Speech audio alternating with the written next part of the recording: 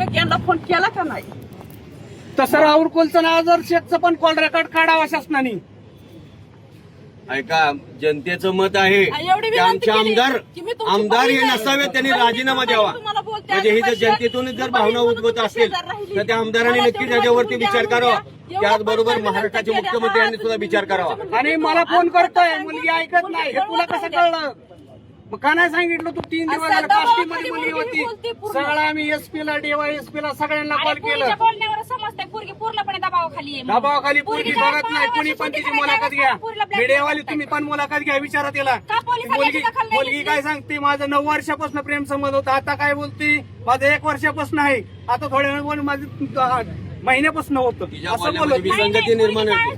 बघा तुम्ही चेक करा ती संगती. पुरी 40 स्वतः सांगते 40 पोरगी 12 वर्ष 40 पासून 12 वर्षाच्या मुलीला तिची आई किंवा